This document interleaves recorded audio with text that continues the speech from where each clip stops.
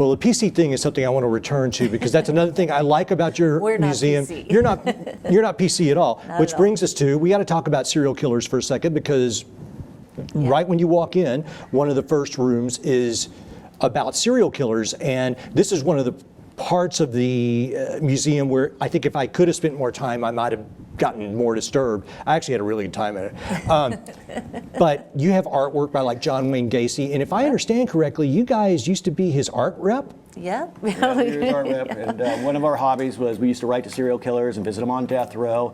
The serial killer exhibit came out of an article I read out of a book a long time ago. Sculpture. Yeah, a guy named Monty Gazaza wrote a paper called Serial Killer, spelled with a C, The Art of Corporate Lebensraum.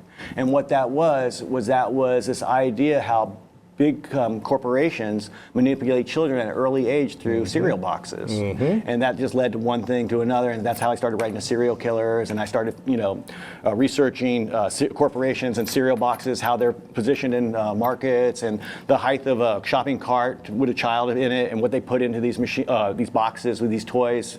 All the stuff in the cereal is the same stuff. It's just like marketing cars, basically. They're creating future consumers, and that's the basis of it. But do Serial they killers. create future serial killers?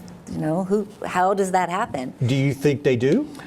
Well, I think that serial killers are both nurtured and nature. Yeah, natural. So They don't just, because two brothers can grow up in the same household, have similar experiences, and one's a serial killer and one isn't. head injuries have a lot to do with things, and you have a child at a playground, he could fall off a swing set and hit his head, and his parents might not even see it and know that he has a concussion at an early age, and that could change a lot of his makeup down the road. Yeah, the brain is really important.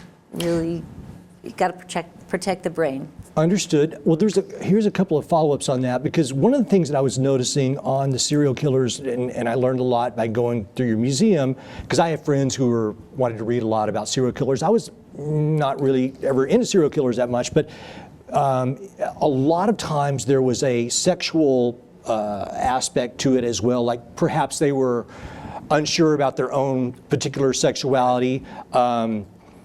And then the other thing that is unusual to me is it seemed like in the 70s and the 80s, there were a lot of serial killers. Especially in California. And now they've been preempted somewhat by the school shooter who does kill a lot of people at the same time. Yeah, it's more mass killings. Well, it's also one of those situations where with serial killers, there's a lot more, schooling going on now, and they know how to catch these guys a lot quicker. Okay. Sharing of information, law enforcement. Back in the 70s and 80s, the CHP didn't share with the Sheriff's LAPD Department, or sheriff, so you wouldn't even know. Somebody got caught one place, and there wasn't. It's called CODA, and it's a national database of all weird Serial people. killers that strike today are most likely people that go from state to state, truckers or something like that. Drifters. They get caught quicker. You don't have the 32 like John Wayne Gacy, but I mean, there are out there still. They just And serial killers, they're really not very smart. I think they're not very smart because they prey on the weak. They prey on drug Kids. addicts, prostitution, Yeah. that stuff like that.